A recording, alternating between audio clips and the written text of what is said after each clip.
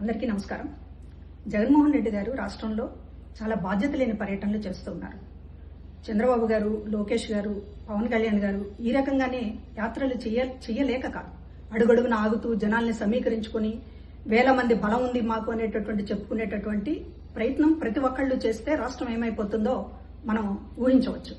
కానీ public meeting లేకపోతే ఒక రాజకీయ కార్యక్రమం అంటే రాజకీయ కార్యక్రమం, పరామర్శ అంటే పరామర్శ, ఒక విజ్ఞతతోటి రాజకీయ నాయకులు ఎవరైనా కూడా పాటిస్తారు.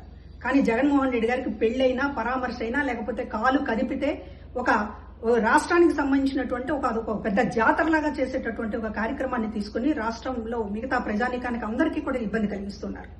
ఇది బాధ్యత లేనటువంటి పర్యటనలు.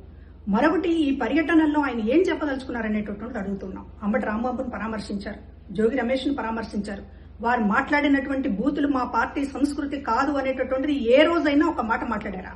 ఆ రోజు కొడాలి నాని కానీ, వల్లభనేని వంశీ కానీ, అసెంబ్లీలో మిగతా వాళ్ళు కానీ భువనేశ్వరి గారి మీద ఇష్టం వచ్చినట్టు మాట్లాడుతున్నప్పుడు మీరు నవ్వి ఆనందించారు తప్ప ఈ బూతులు మాట్లాడే పరిస్థితి మాది కాదు అనేటటువంటిది ఎందుకు మీరు ఇప్పటిదాకా ఒక మాట చెప్పలేకపోయారు?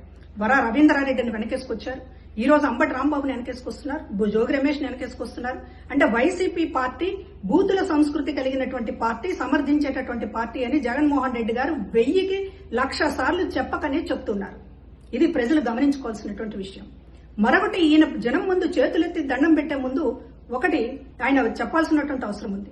చేతులు ఎత్తి మొక్కే ముందు ఆ దేవుడి ముందు, అదేవిధంగా కోట్లాది మంది ఆంధ్ర ప్రజల ముందు తిరుమల లడ్డూ విషయంలో మీ పాలనలో ఎందుకు ప్రసాదాన్ని ఒక విష రసాయనాలతో నింపారనేటటువంటి చెప్పాల్సినటువంటి అవసరం ఉంది. మీ పాలనలో జరిగినటువంటి కాలకూట విషం తిరుపతి బాలాజీ లడ్డూ పేరుతోటి మొత్తం దేశమంతా పంచారే, దానికి సంబంధించినటువంటి సమాధానం చెప్పకుండా మీరు మంది మార్బలాన్ని పోగేసుకుని నేను ఏం చేసినా చెల్లుతుంది అనేటటువంటి మాట మాట్లాడితే ఇక్కడ చూస్తూ ఊరుకోవడానికి ఆంధ్ర ప్రజలు పిచ్చి వాళ్ళు కాదు.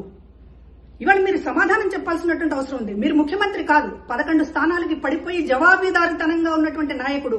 మీ పాలనలో జరిగినటువంటి పాపాల చిట్టా ఒక్కొక్కటి బయటపడుతూ ఉంటే దాని మీద ఒక్కరోజు కూడా ప్రజల ముందు మాట్లాడరు, మీడియా ముందు మాట్లాడరు. ఎదురుదాడి తప్ప ఒక్క ఆరోపణకి, ఒక్క ఆధారాలకి మీరు ఈ రోజున సమాధానం చెప్పేటటువంటి పరిస్థితి లేదు. ఇది ఏంటి? మీరు బుల్డోజ్ చేసుకుంటూ పోతారా? ప్రజల అభిప్రాయాలను బుల్డోజ్ చేసుకుంటూ పోతారా? లేకపోతే సిట్ నివేదికల్ని, సిబిఐ నివేదికల్ని అన్నింటినీ బుల్డోజ్ చేసుకుంటూ పోతారా? మీ మందబలం అనేటటువంటి దాన్ని ఏదో చూపిస్తూ మొత్తం మీ చుట్టూ కూడా ఒక భ్రమల రాజకీయాన్ని తిప్పుతా ఉన్నారు. ప్రజల ముందు మీరు ఎప్పటికప్పుడు జవాబు చెప్పాల్సినటువంటి అవసరం ఉంది. ఈ రోజు మేము అడుగుతూ ఉన్నాం, కల్తీ లడ్డు విషయం మీరు సమాధానం చెప్పండి.